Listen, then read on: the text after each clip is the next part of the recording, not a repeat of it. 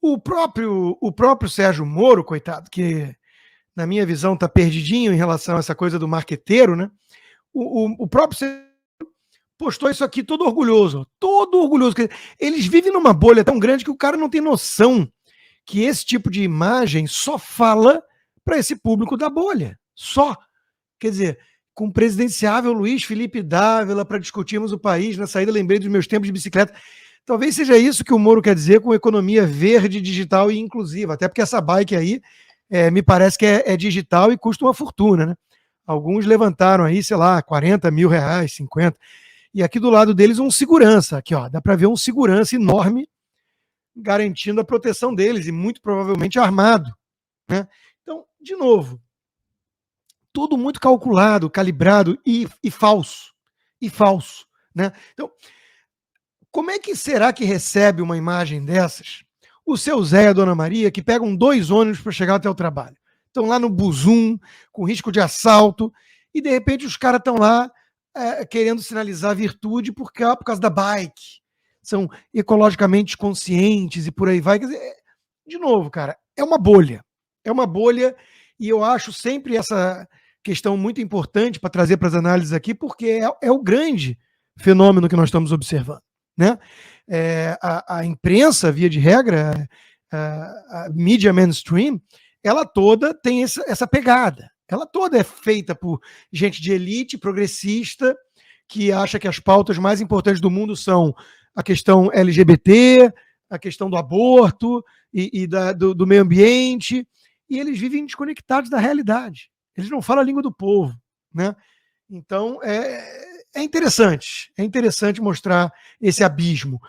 Até porque, veja, uma das coisas que preocupam bastante a população brasileira politizada hoje em dia, né? Claro, pessoas estão preocupadas com inflação, emprego, segurança, saneamento, essas sempre vão ser as pautas principais. Mas fora isso, em termos conjunturais no Brasil hoje, nós temos, obviamente, o arbítrio. Obrigado, Luiz. Nós temos o arbítrio do Supremo. Né? Ou seja, as pessoas que demonstram apreço pelas liberdades, elas estão incomodadas e preocupadas, e muitas vezes indignadas, com o arbítrio supremo. Então, isso é um motivo que a gente vê nas redes sociais, a gente vê em conversa de bar, né? Algumas, inclusive, que o segurança do Xande é chamado, né? E dá voz de prisão, mas tá na boca do povo, tá no botequim. Né?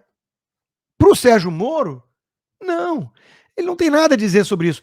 Ao contrário.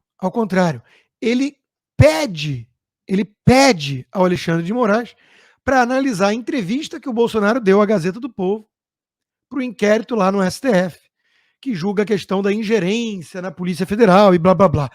Ignorando que o presidente tem a prerrogativa, né, de indicar o diretor-geral. O Moro acusa que ele tentou mexer para proteger a família e o Bolsonaro diz que ele queria um cargo no Supremo. Nessa entrevista para Cris Grammel, na Gazeta, o que o Bolsonaro diz é o seguinte: eu falei para todos os meus ministros, e eu já perguntei isso a alguns ministros, e eles confirmaram que é assim que o presidente lida com eles.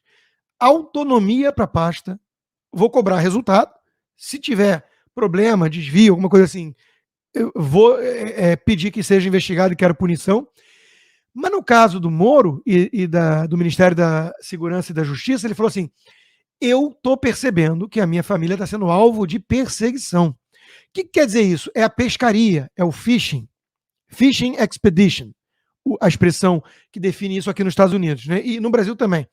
Inclusive, o Flávio Bolsonaro foi inocentado aí recentemente por conta disso. Né? O tribunal entendeu que havia esse fishing expedition. O que é isso? É quando você troca a ordem dos fatores, é quando você coloca a carroça na frente dos bois. É quando você decide assim: eu quero investigar a família do Bolsonaro. Cata alguma coisa. Isso não é republicano. Eu não estou afirmando que foi isso que aconteceu. O Bolsonaro disse isso nessa entrevista. Ele falou: eu senti que minha família estava sendo alvo de ataque, de perseguição indevida, e inclusive de tentativa de chantagem. Isso eu não aceito. Então, verifica se a turma está fazendo isso lá, e também em relação à facada e tudo, se não tinha corpo mole para a investigação do Adélio e por aí vai. Então, essa era a preocupação do Bolsonaro. A fala do presidente Bolsonaro, ela tem coerência desde o início. Você tem todo o direito de desconfiar que ele está usando isso como justificativa para blindar a família, tá? Eu acho que há legitimidade nessa postura, nessa desconfiança, né? O que é muito diferente de você ter provas e de você sair do governo da forma que saiu e falar as coisas que falou e virar o que virou. É, cadê a prova? Né? Até hoje, a denúncia do Moro carece de prova com substância. Isso é a verdade. Mas é legítimo a pessoa acreditar que foi isso que aconteceu mesmo. Que o Bolsonaro queria proteger a família. Não é também absurdo supor que o presidente esteja falando a verdade. Que ele sentia que a família dele era alvo de algum tipo de perseguição indevida e antirrepublicana. Até porque, cá entre nós, quando a gente olha o que o sistema tem feito com ele, e vamos falar um pouquinho disso, a gente sabe que tem muita gente dentro das instituições, todas, tentando boicotar o governo, derrubar o presidente desde o início.